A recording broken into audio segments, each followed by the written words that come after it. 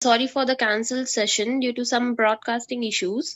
लेकिन we are back as per our promise. आज के वेबिनार में हम करेंगे इंटरैक्ट एक एडमिरेबल फिगर, एक एक्स्ट्रा ऑर्डिनरी एडमिनिस्ट्रेटर, एक सोशल वर्कर और educationalist doctor Ali Imam Khan, retired principal of Ranchi university and Vinoba Bhave university और यूथ कल्चर सोसाइटी के को founder. So let's listen his inspirational journey of life from a village of Gaya district, branching in multiple directions to achieve distinction as a teacher and educational facilitator. So you can proceed further. आप अब आगे बढ़ा सकते हो. Okay, thank you, Simran. Welcome, sir. Welcome to Jigyasa session, online session. In fact,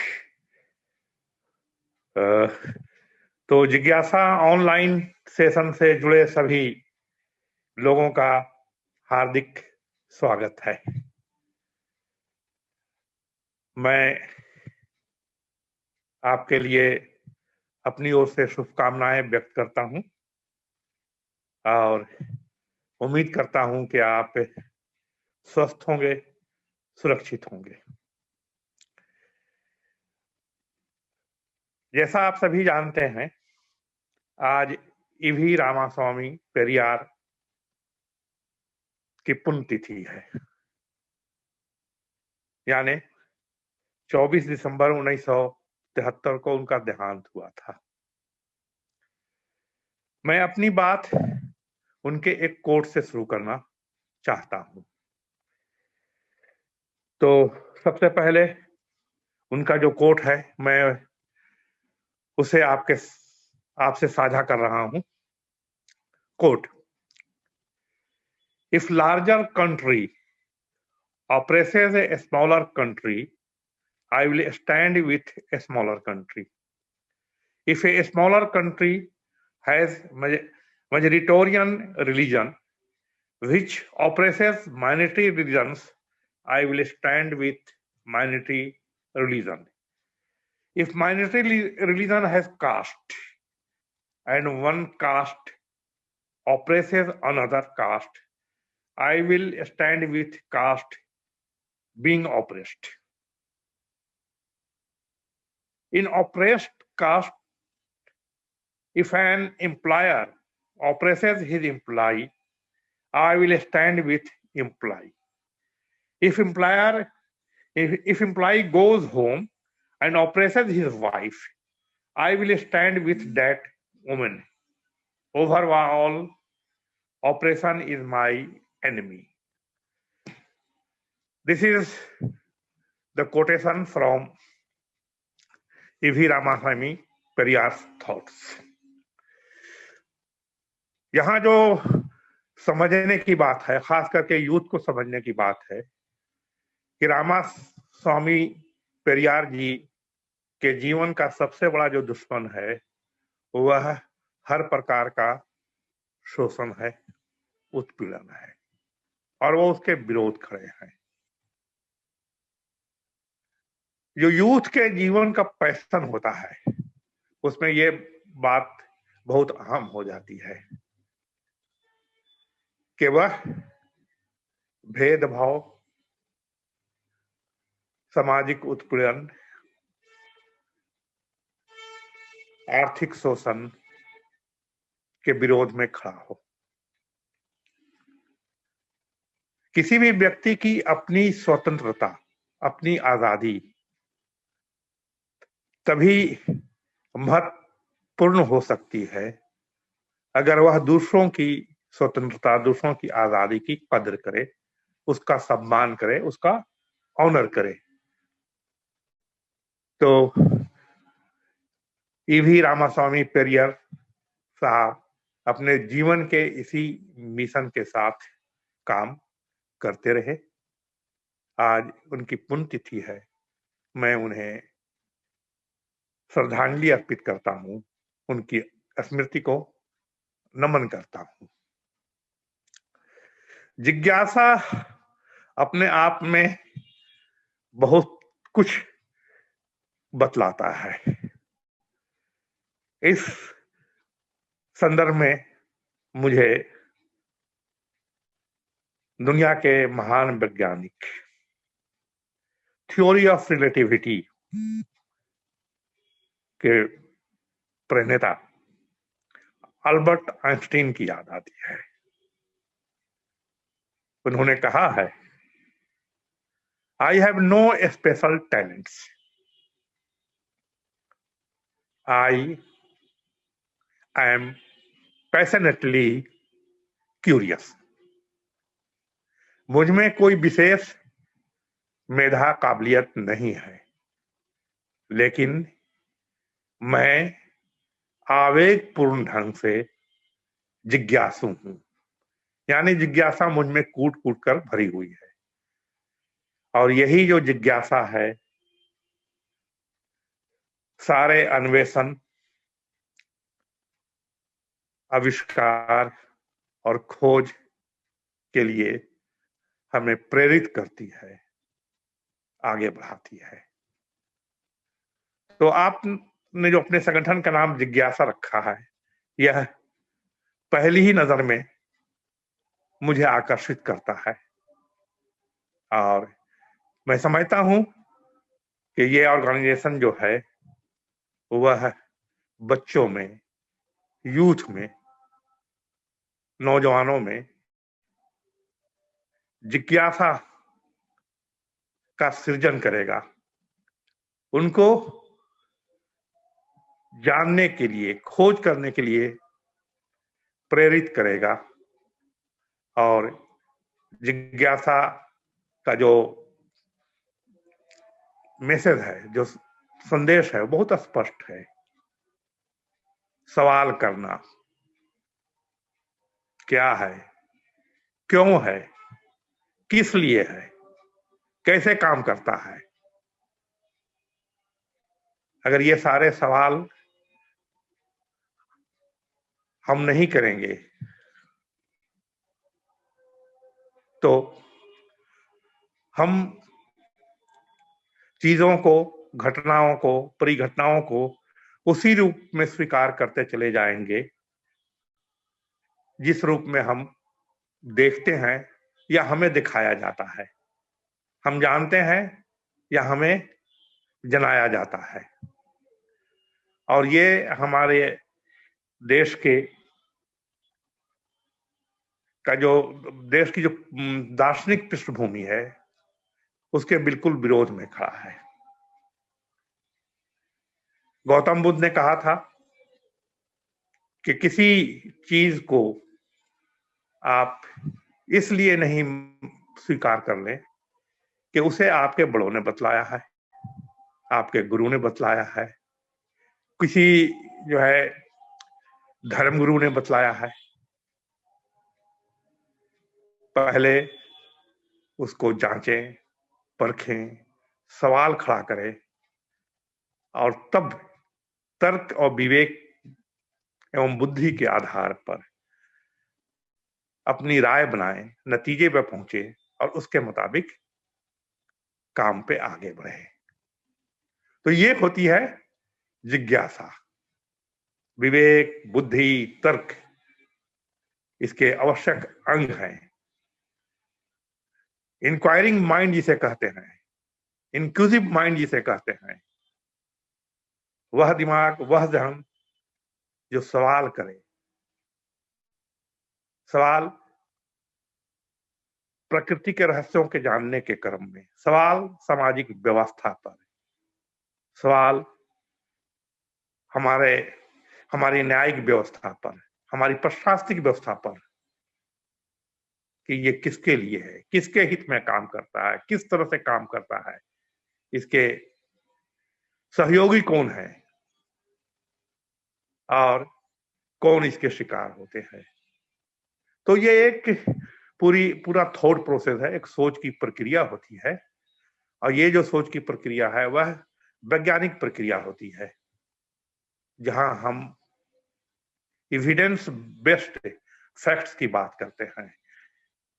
वैसा सच जिसका सबूत हमारे पास हो, जिसे मानने के भौतिक आधार हो। तो ये इस परंपरा को आज आगे बढ़ाने की जरूरत है, इसलिए कि सबसे ज्यादा हमले इसी थॉट प्रोसेस पे हो रहा है, इसी जो है सो जो विचार प्रक्रिया है उस पे है, ये जो सामाजिक प्रक्रिया है उसके ऊपर है। और इसे हमारे नौजवानों को जानना जरूरी है, ताकि आज के हालात को न वो सही ढंग से समझ सके, उसका विश्लेषण कर सके और अपना रास्ता तय कर सकते अपने सच की तलाश में। तो असल में जो मुझे कहा गया था कि मैं अपनी जीवन यात्रा के बारे में जो जिज्ञासा से जुड़े लोग हैं उनसे अपनी जीवन यात्रा को साझा करूं, तो मैं बहुत स्पष्ट ढंग से जो कहना चाहूंगा वो ये है कि मेरी जो जीवन यात्रा है वह मेरा जीवन संघर्ष है।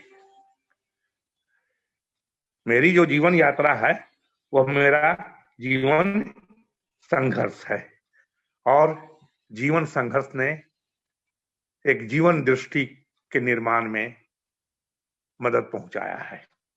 वह जीवन दृष्टि जिसके बिना पर हम अपने आस पड़ोस को देखते हैं, अपने लोगों को देखते हैं, प्रकृति को देखते हैं, सारी दुनिया को देखते हैं, अपने देश का दर्शन, इतिहास, ऐतिहासिक प्रक्रिया, इसको देखते हैं, उसे जानने, समझने, महसूस करने की कोशिश करते हैं, और फिर एक विश्व दृष्टि का फलक पैदा होता है, जिसकी बिना पर हम ये समझने की कोशिश करते हैं कि क्या सही है, क्या गलत है, सही गलत में फर्क करना, अच्छे बुरे में फर्क करना, दोस्त और दुश्मन में फर्क करना, ताकि हमारी जीवन यात्रा के, जीवन संघर्ष के सहभागी कौन होंगे, सहयोगी कौन होंगे, समर्थक कौन होंगे, और वे कौन होंगे, वो कौन सी परिस्थितियां होंगी जो हमें रोकेंगी, बाधा पहुंचाएंगी। अगर इसका इल्म नहीं है, इसकी समझ नहीं है, तो जीवन की राह तो ऐसे ही बड़ी टेढ़ी मेढ़ी होती है, जिंदगी की डगर बड़ी कठिन होती है। अगर ये समझ नहीं होगी तो ये डगर और भी मुश्किल हो जाती है। तो और इसी जीवन दृष्टि से फिर कुछ जीवन के मकसद तय होते हैं। आखिर हम क्यों जीते हैं, हमारे जीवन का जीने का उद्देश्य क्या है, और उसी से फिर चीज होती है कि हमारे अगर जो जिंदगी हमारी है वह किस सिद्धांत पर टिकी हुई है, कौन सा जीवन दर्शन है जिसको हम जीते हैं और लोगों के बीच लेकर जाते हैं।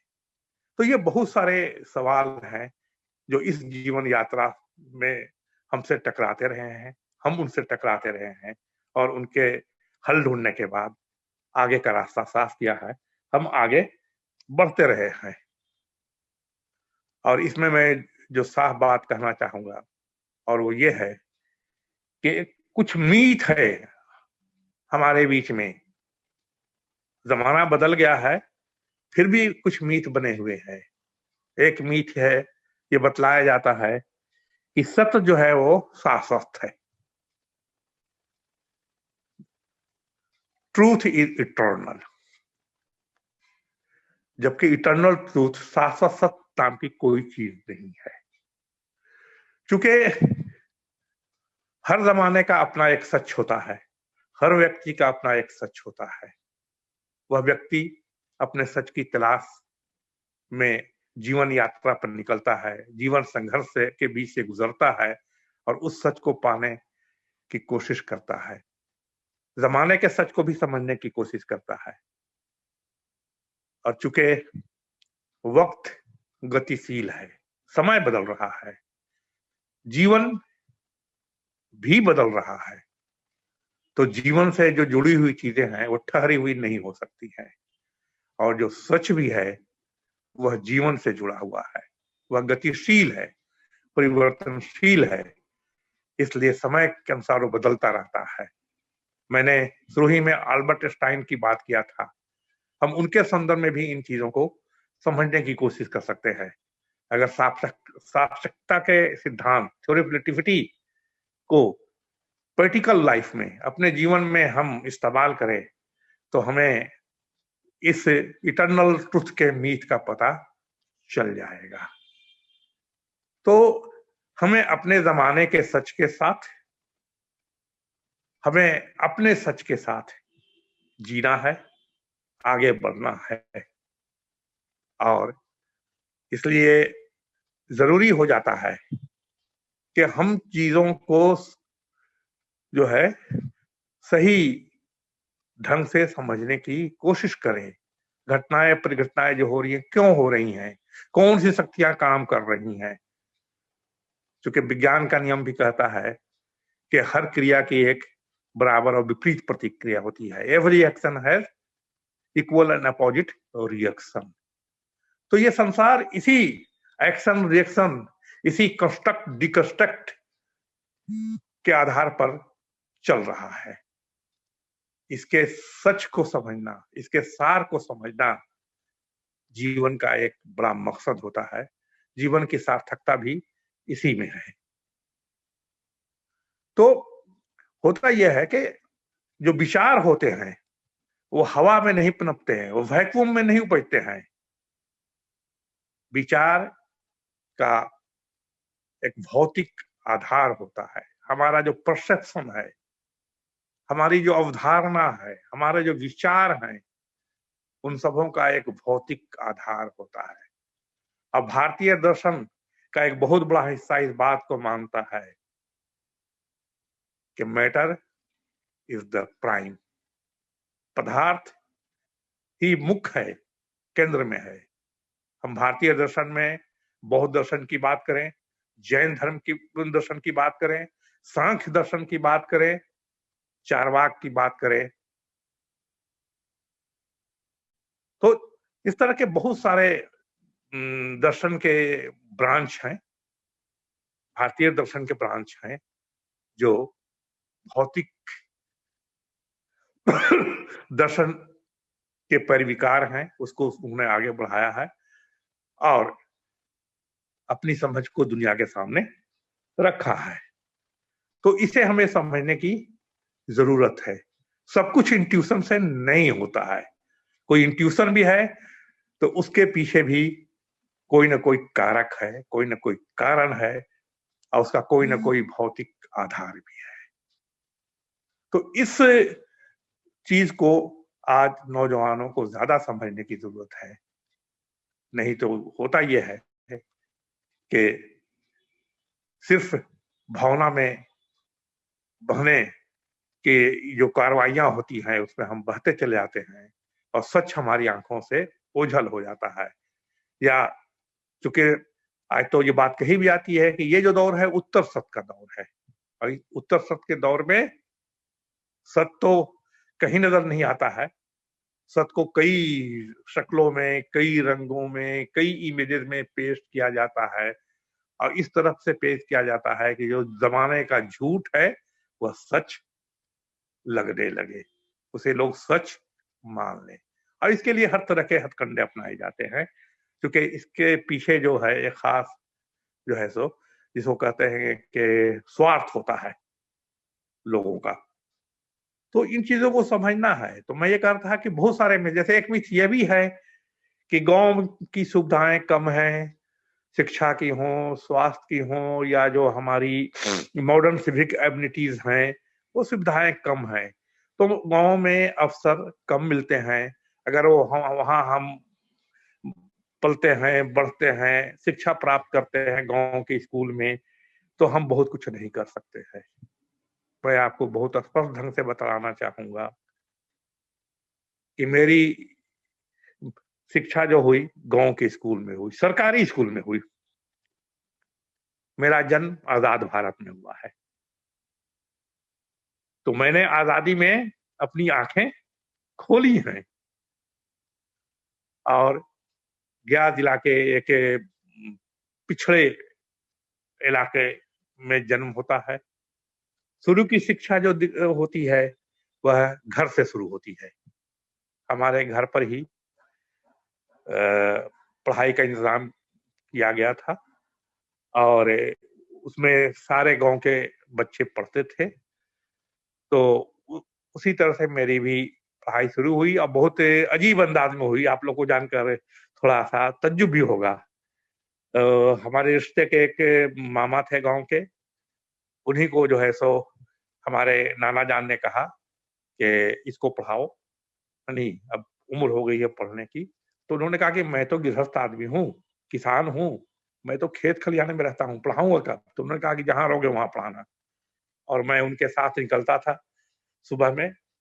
वो खेत पर है तो मैं खेत पर, खलियान में है तो खलियान पे, घर पे है तो घर पे। अब पढ़ाई का सिलसिला इस तरह से चल निकला। बाद में फिर मिडिल स्कूल में दाखिला हुआ, गांव का सरकारी स्कूल था। उसके बाद उसी वहीं के हाई स्कूल में दाखिला लिया, 9th तक पढ़ाई किया। 10वीं क्लास में मैं गोमो आ गया, बिशप राकी हाई स्कूल गोमो में। और मैं ये बतलाना चाहता हूँ कि वह बहुत अच्छा स्कूल था, बड़ा स्कूल था। और वहाँ जो स्टूडेंट्स थे उनकी सामाजिक पृष्ठभूमि भी बिल्कुल अलग थी जहां से मैं आया था। लेकिन वहाँ 10th की परीक्षा में सबसे ज्यादा अंक मुझे प्राप्त हुए। तो एक पिछड़े गांव से निकलकर एक कस्बा या शहर कह लीजिए, शहर के एक पब्लिक स्कूल में पहुंचने के बाद भी 3 महीने के बाद मैंने अक्टूबर में यानी पूजा छुट्टी के बाद वहां नामांकन कराया था। 3 महीने के बाद जब वार्षिक परीक्षा हुई तो उस क्लास में सबसे ज्यादा अंक मुझे मिले थे। और ये जो है सो सिलसिला बरकरार रहा। तो मैं यही कहना चाहता हूँ खास करके नौजवानों से कि अवसर की कमी हो सकती है, उन कमियों के बीच भी अवसर खुद तलाश करने होते हैं। आपकी मेहनत, आपकी लगन, आपका जो जज्बा होता है वही आपको आगे बढ़ाता है। बिल्कुल सर, और ये ये बात तो है। तो और इसीलिए मैं कहता हूं, मैं अपने स्टूडेंट को हमेशा ये कहता रहा हूं कि there is no substitute of hard labour at any stage of life. जीवन के किसी स्टेज में कड़ी मेहनत का कोई बदल नहीं, कोई विकल्प नहीं है। आपका इंटेलिजेंस जो होता है वह अपना काम करता है, लेकिन इंटेलिजेंस का जो है आमतौर पर एक एवरेज इंटेलिजेंस सबके पास होता है। और जो ज्यादा इंटेलिजेंट होते हैं उनमें अंतर बहुत कम होता है। आईक्यू इंटेलिजेंस क्यू का जो इंडेक्स है उसको आप देखेंगे तो पता चल जाएगा, वो मनोविज्ञान की बातें हैं। तो लेकिन अगर इंटेलिजेंट आप हैं तो और मेहनत आप नहीं करते हैं तो शायद वो इंटेलिजेंट का सही इस्तेमाल नहीं हो पाता है। इसलिए इस चीज को भी समझने की जरूरत है। तो इसी दौर में हमने ये भी देखा, बिहार में अब देश के कई हिस्सों में 66-67 में बड़े पैमाने पर अकाल हुआ। खाने की कमी थी, अनाज नहीं थे देश में। पीएल यानी 80 के तहत अमेरिका से गेहूं और दूसरे अनाज और मिल्क पाउडर वगैरह आते थे और वो जो है सब वितरण प्रणाली के जरिए लोगों को मुहैया कराए गए ताकि भूख पे लोग काबू पा सके। तो मैंने उस दौर को भी देखा है और उस दौर में भी लोग सरवाइव किए हैं। उनकी जिजीविसा उस कष्ट से उनको निकाल कर ले गई है और फिर वह जिंदगी में जो भी उनके गोल थे, जो मकसद थे, उस पे वो आगे बढ़े हैं। कामयाबी नाकामयाबी ये चलती रहती है। कोई आदमी हमेशा न कामयाब होता है न कोई हमेशा नाकामयाब होता है। ये एक साइक्लिक तरीके से एक चक्र के चक्र में होता है। हाँ, किसी के हिस्से में कामयाबी ज्यादा आती है, किसी के हिस्से में कामयाबी कम आती है, लेकिन इसको भी हम अपने प्रयत्न से, अपनी मेहनत से और सामूहिक तौर से माहौल को बदलते हुए इस पर हम काबू पा सकते हैं। यही वक्त था जब देश में एक बड़ा राजनीतिक परिवर्तन भी हुआ था। कई राज्यों में जो है गैर कांग्रेसी संवित सरकारें बनी थी। उसके भी हम गवाह रहे हैं। उसने भी हमारे एक जो जीवन दृष्टि है, विश्व दृष्टि को गढ़ने में महत्वपूर्ण भूमिका निभाया है। उसके बाद सिलसिला शुरू होता है कॉलेज जीवन का। उस जीवन का क्या कहना, वह एक बड़ी दुनिया से हमारी पहचान कराता है।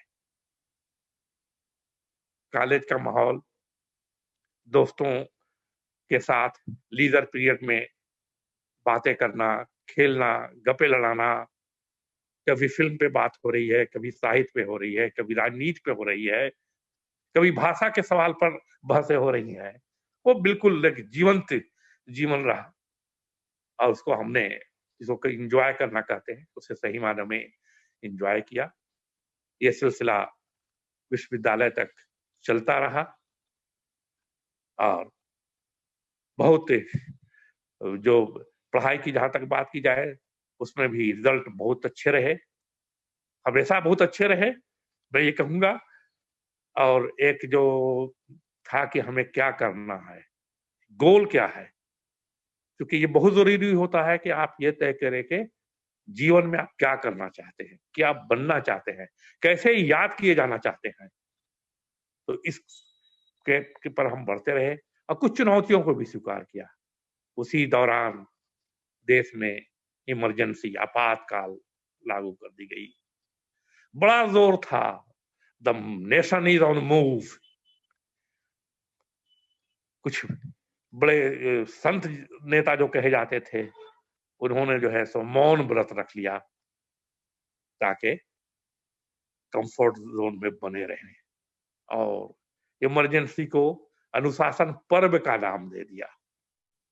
ये चीजें, हम स्टूडेंट्स थे, यूथ थे, चीजें बड़ी खलती थी।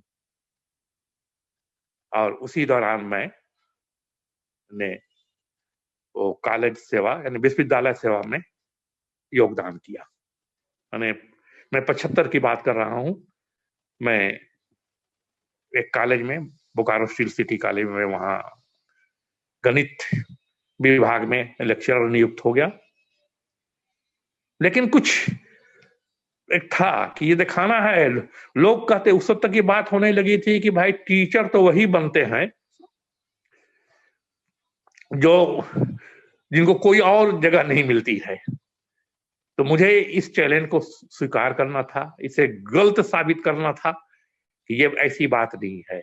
बहुत सारे ऐसे लोग हैं जो टीचर बनते हैं अपने पैशन को लेकर बनते हैं, अपनी जो उनकी ख्वाहिश होती है, जो इच्छा होती है कि हम शिक्षक बनकर कुछ बेहतर कर सके, कुछ समाज को संवारने सजाने का काम कर सके। तो इसको, उस चुनौती को मैंने स्वीकार किया और मैं साझा करना चाहूंगा कि मैंने एक ही बार सिविल सर्विस का एग्जाम दिया और उसमें मैं सिलेक्ट हुआ।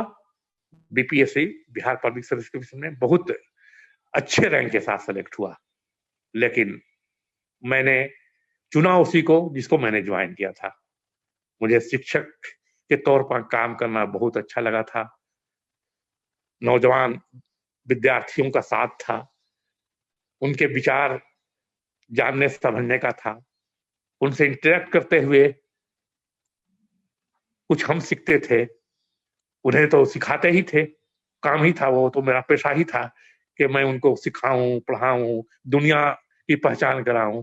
तो ये जो चीज थी, इससे एक खास खुशी होती थी और इस तरह से ये चलता रहा। तो एक लंबा अरसा मेरा गुजरा है शिक्षक के रूप में।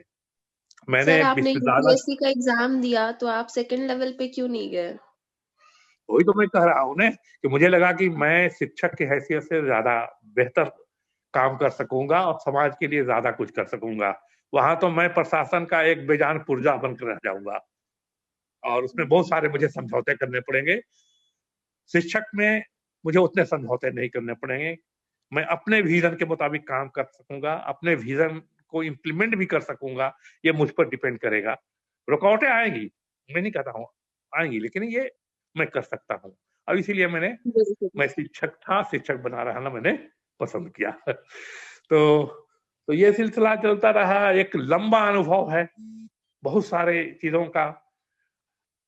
छात्र जीवन ही से कुछ राजनीति में भी दिलचस्पी रही, सामाजिक कार्य में भी दिलचस्पी लेता था, सोशल एक्टिविस्ट के तौर पर भी काम किया, और नौकरी में आने के बाद वो सिलसिला जारी रहा।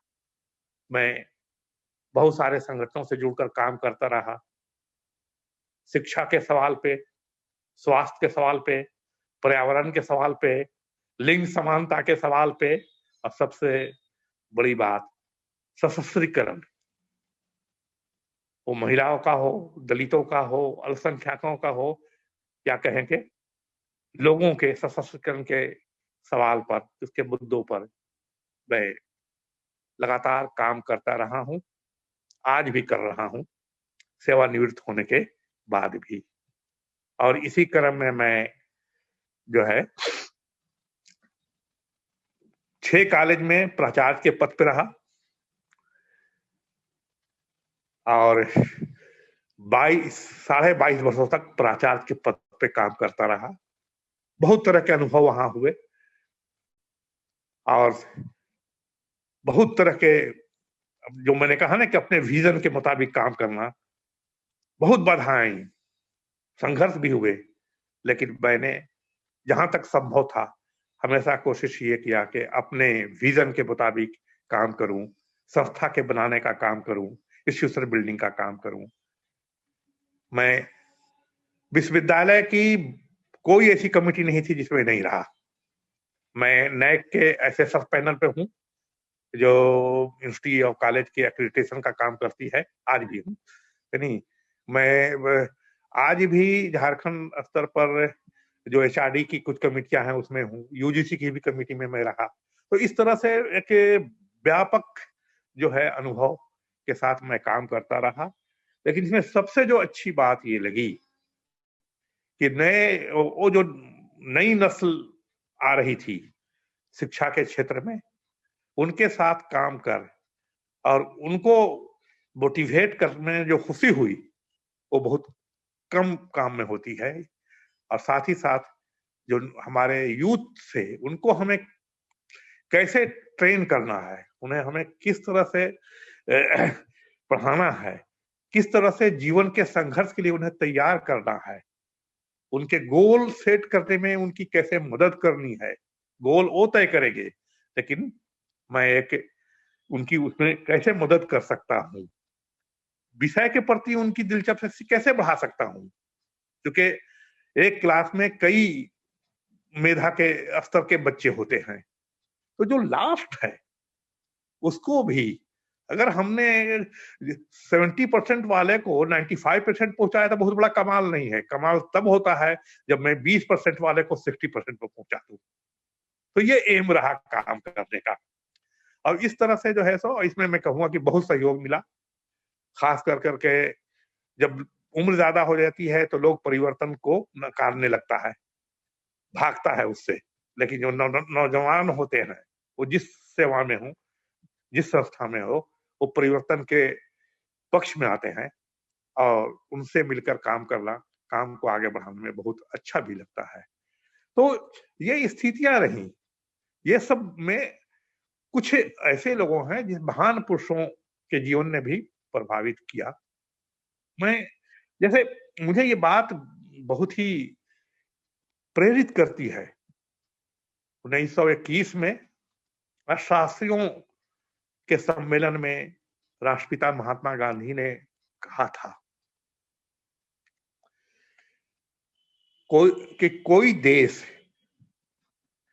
सब देश की पहचान इस बात में नहीं है कि उस देश में कितने अरबपति हैं, बल्कि इस बात में है कि वहां के लोग कम से कम अभाव में हैं। कम से कम लोग, मिनिमम लोग जो है सो वंचित हैं। तो ये एक चीज जो है, ये एक बड़ा विजन है। ये विजन है, ये राष्ट्रपिता का विजन कोई छोटा विजन नहीं है। आज money has become, wealth has become all powerful and all important in this time. जबकि प्रेमचंद ने कहा है अपने लेख में कि पैसा पूजा बंद कर दीजिए, आधी समस्याएं दूर हो जाएगी। अब दोनों के विरोधाभास को समझने की जरूरत है। आज के समय को, अब प्रेमचंद जिस सतह से बात कर रहे हैं, महात्मा गांधी जिस सतह से बात कर रहे हैं, हमारे नौजवानों को इन चीजों को जानने की जरूरत है। इसलिए मैंने अपनी बात की शुरुआत पेरियार से किया था। तो ये जो चीजें हैं ना, ये हमें प्रेरित करती है कि हमें जो जीना है, हमारे जीने का कोई मकसद है। हम जो इस मकाम पे पहुंचे हैं, इसमें समाज की एक भूमिका है, हमारे अपने लोगों की भूमिका है, हमारे देश की भूमिका है। तो हम पर उनके सब लोगों के कर्ज है, और उस कर्ज को हम कैसे करेंगे? उस कर्ज का तकाजा यह है कि सिर्फ हम अपने लिए नहीं जिएंगे, अपने लोगों के लिए जिएंगे, अपने समाज के लिए जिएंगे, अपने देश के लिए जिएंगे, और एक बेहतर दुनिया के संघर्ष में भाग लेंगे। और इसीलिए मैं कहता हूं कि विचार ही जो है सो आदमी को गढ़ता है, विचार ही आपको बनाता भी है, बिगाड़ता भी है। तो इसलिए विचारों का बहुत महत्व है।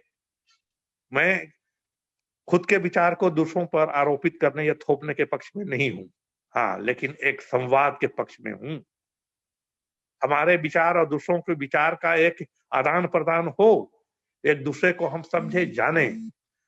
और मेरी बहुत स्पष्ट समझ है कि हमारे देश को जानने का मतलब है देश के लोगों को जाना, उनके जीवन को जाना, उनकी संस्कृति को जानना, उनके जीने के जो तरीके हैं उसको जानना। और हमारे यूथ को सिर्फ इतिहास नहीं जानना चाहिए, इतिहास बनाने की प्रक्रिया में शामिल होना चाहिए। यह मीथ है। और एक मीथ है कि इतिहास जो है वो बड़े लोगों के का कारनामा है, इतिहास का निर्माण बड़े लोग करते हैं। कार्ल मार्क्स ने बहुत स्पष्ट शब्दों में कहा है कि इतिहास का निर्माण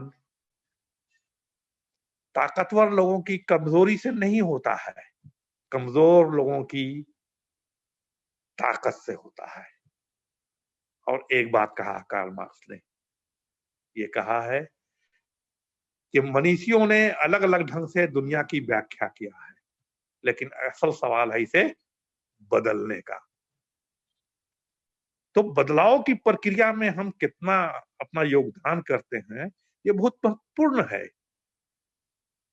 वो जिसको कहते हैं ना कि स्टैग्नेशन, और यूथ तो स्टैग्नेट हो ही नहीं सकता है। उसकी जो जिज्ञासा है, उसकी जो बेचैनी है कुछ करने की, उसे स्टैग्नेट नहीं होने देती है। वो हमेशा परिवर्तन के पक्ष में सामने आता है। लेकिन अभी एक सिलसिला चल चुका है, बड़े पैमाने पर ब्रेन की जो है सो कंडीशनिंग का काम चल रहा है। इतने सारे इमेज झोंके जा रहे हैं जो गलत इमेज हैं, वो उत्तर सत्य के तकाजों के तहत अंतरराष्ट्रीय वित्तीय पूंजी के हितों के मुताबिक वो झोंके जा रहे हैं, ताकि आप स्याह को स्याह, काले को काला और सफेद को सफेद न समझ सके, न कह सके। बल्कि ये कहा जा रहा है कि काली अंधेरी रात को बिल्कुल चमकती हुई धूप का नाम दे दो। तो ये इस नैरेटिव को भी आज के यूथ को समझने की जरूरत है। मीडिया का इतना बड़ा जाल, मल्टीमीडिया का प्रचार, सोशल मीडिया पर फेक और पेड न्यूज की भरमार, ये सब जो है हमारी सोच, हमारी मानसिकता, हमारी साइकी को बनाने का काम करते हैं। और इसलिए जरूरी होता है, जो मैंने शुरू ही में कहा था, एक वैज्ञानिक दृष्टिकोण, तर्क सबूत के बिना पर चीजों को जानना, परखना, समझना, और तब राय कायम करना, और तब उसके मुताबिक आगे बढ़ना। इसलिए अभी जो यूथ के साथ बहुत सारी चीजें ऐसी की जा रही हैं जो बिल्कुल, वो जो कहा जाता है ना कि जो उनके अर्थ थे या जो समझते थे, उसके विपरीत अर्थ के तौर पर उसको पेश किया जा रहा है। तो ये एक चुनौती है, और यूथ को चुनौती स्वीकार करना चाहिए। इस उम्र के इस स्टेज पर हमारे जैसे लोग इन चुनौतियों को आज भी स्वीकार कर रहे हैं, साहस के साथ आज भी कहते हैं कि ये सही है, ये गलत है। हमें इसको स्वीकार करने की जरूरत है, इसे हमें जो है अस्वीकार करने की जरूरत है, खारिज करने की जरूरत है। क्योंकि समाज तभी आगे बढ़ता है जब हम लगातार मूल्यांकन, पुनर्मूल्यांकन, इवैल्यूएशन, री इवैल्यूएशन के दौर से गुजरते हैं, अपने को लगातार री इन्वेंट करते रहते हैं, रीडिफाइन करते हैं और जिंदगी में अपने गोल की तरफ बढ़ने का रास्ता तय करते हैं। तो ये बहुत महत्वपूर्ण हो जाता है कि हम कैसे काम करें। एक भीड़ तंत्र आज है, तो भीड़ तंत्र से अलग राह बनाना ही आपको कामयाबी की तरफ ले जाएगी। क्योंकि आप देखते हैं कि गांधी की भीड़ नहीं है, अंबेडकर भी भीड़ में नहीं है, भगत सिंह की भी भीड़ नहीं होती है, मास की भी भीड़ नहीं है। वो तो कबीर है, बहुत सारे लोग हैं। मैं कहता हूँ एक बड़ी स्वस्थ परंपरा भी हमारे यहाँ है। तो वह परंपराएं जो स्वस्थ है उसे हमें अपनाने की जरूरत है, लेकिन वह परंपराएं जो स्वस्थ नहीं है उनका मूल्यांकन, पुनर्मूल्यांकन जरूरी है। और उसको जो आज के अनुकूल नहीं है, आज के समय पर सही नहीं ठहरती है, जो आज हमें आगे बढ़ाने वाली नहीं है, उनको खारिज करने की भी जरूरत है, उनको अस्वीकार करने की भी जरूरत है। तो एक जो कहा जाता है, एक टर्म आता है आर्गुमेंटेटिव इंडिया। आज जरूरत है उस आर्गुमेंटेटिव इंडिया की, तर्कशील भारत की जरूरत है, जो चीजों को तर्क, विवेक, बुद्धि के आधार पर विश्लेषण के माध्यम से समझने, जानने, महसूस करने की कोशिश करे और अपनी भूमिका न केवल अपने देश में बल्कि दुनिया के पैमाने पर तय करे। ये अगर हम नहीं करेंगे तो फिर वही होगा कि हम एक भटकाव का शिकार हो जाएंगे। बहुत स्पष्ट शब्दों में भगत सिंह ने कहा था, क्रांति की धार विचार के शान पे तेज होती है। अगर आपके पास विचार ही नहीं होगा तो आप जो इसको विकास कहते हैं, इसे ग्रोथ कहते हैं, तरक्की कहते हैं, उस रास्ते पर नहीं बढ़ सकते हैं। हम विश्व गुरु अपने आप को घोषित करके नहीं हो सकते हैं। विश्व गुरु हम तभी हो सकते हैं जब हमारे मजदूर शिक्षित होंगे, हमारे किसान शिक्षित होंगे, महिलाएं शिक्षित होंगी, पूरा भारत शिक्षित होगा, पूरे उच्च शिक्षा से लैस होगा। अगर हमारे मजदूर, किसान, पूरा भारत स्वस्थ होगा, स्वस्थ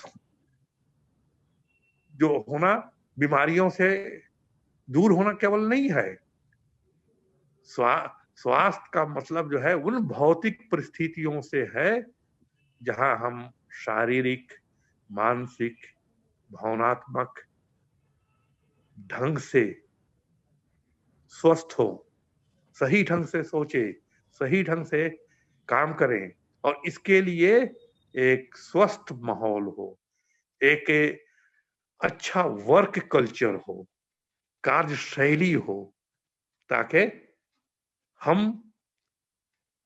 जो कुछ विकासशील है, प्रगतिशील है, उसके साथ खड़े हों, उसके पक्ष में खड़े हों, जन पक्षधरता के साथ, जनता के सवालों पर उनके पक्ष में हम खड़े हों, तभी हम स्वस्थ कहलाएंगे।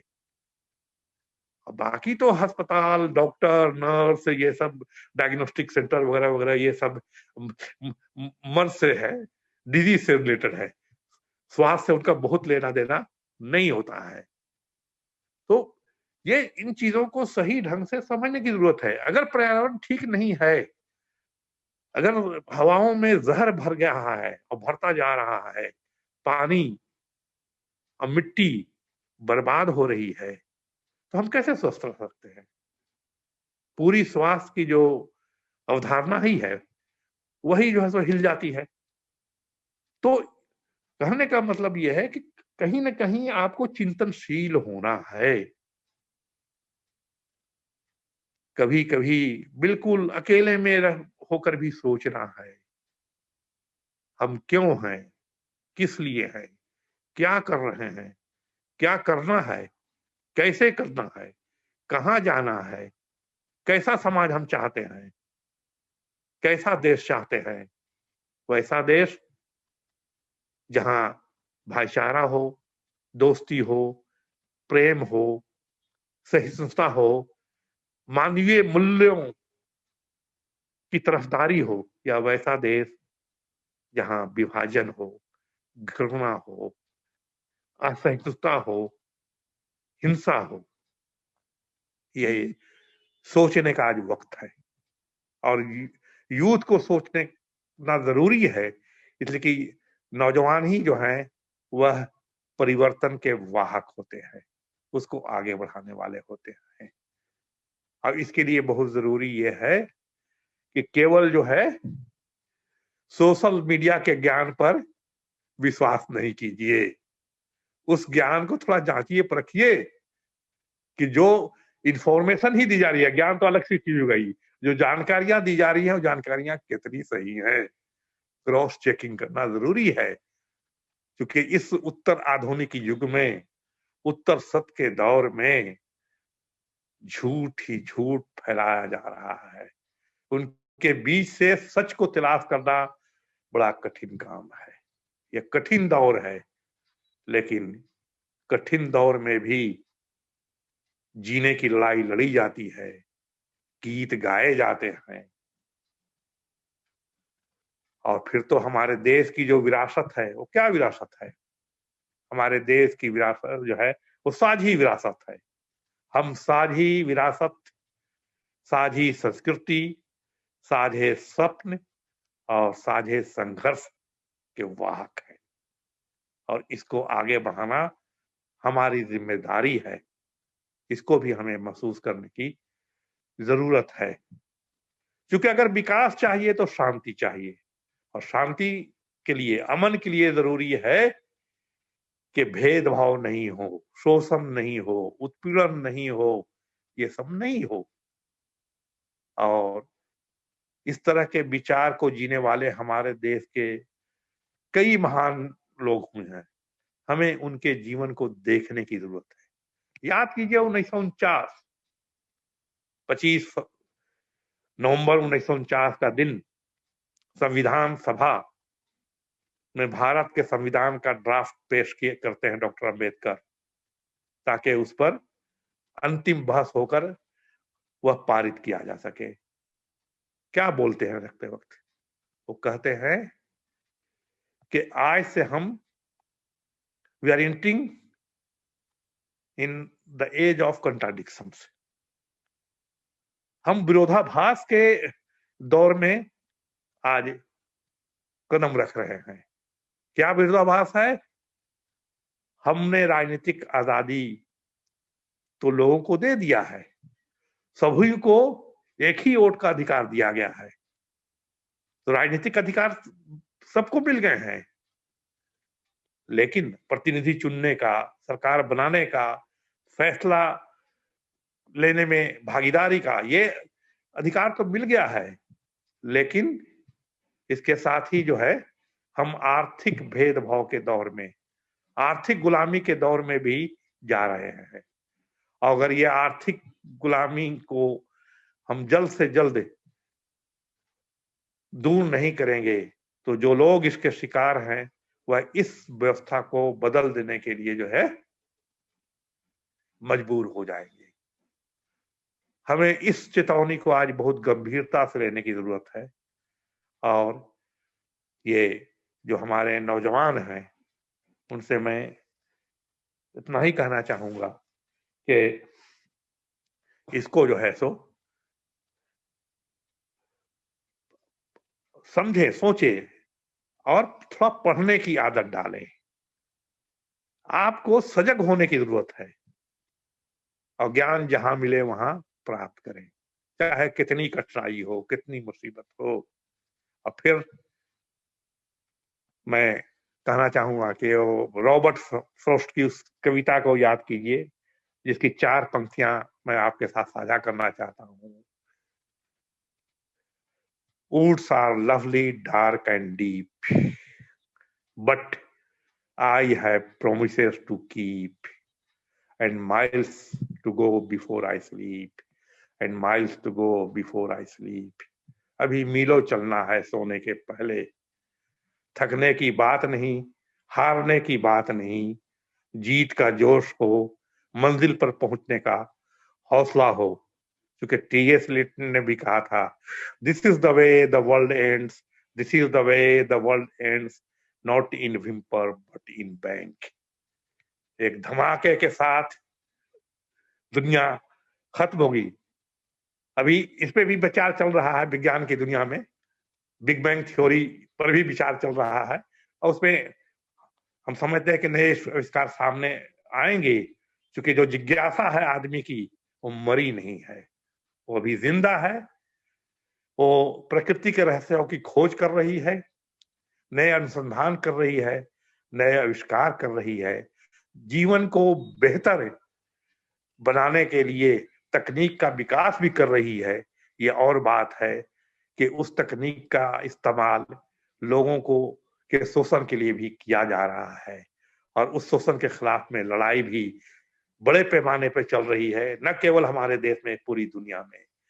तो मेरा जो संदेश है वो बिल्कुल स्पष्ट है, संघर्ष से भागना नहीं चाहिए। संघर्ष हमें अंदर से मजबूत बनाता है, हमें दुनिया का मुकाबला करने का हौसला देता है, और हमें जोश भरता है कि हम अपने सपनों के भारत को, अपने विचारों के भारत को गढ़ सके, और एक खुशहाल जिंदगी सबों के लिए सुनिश्चित कर सके। वह जिंदगी जो सम्मान से भरी हो, जिसमें डिग्निटी हो, जिसमें आजादी हो, जिसमें बराबरी हो, जिसमें न्याय हो, और जिसमें लोगों के अधिकार उनको आसानी से मिले, ताकि वो अपने कर्तव्य भी सही ढंग से निभा सके। मैं समझता हूँ कि काफी वक्त हो गया है, जो वक्त दिया गया था वो भी शायद समाप्त हो गया है। तो बस इन्हीं बातों के साथ आपसे विदा लेना चाहूंगा। बहुत बहुत धन्यवाद। सर, आपको सुनकर बहुत ही अच्छा लगा हमें। आपकी लाइफ स्टोरी सुन के बहुत अच्छा लगा, और बहुत कुछ सीखने को भी मिला हमें इससे। चलिए, ये सिलसिला चलता रहेगा बस। बिल्कुल sir. Okay sir, thank you so much.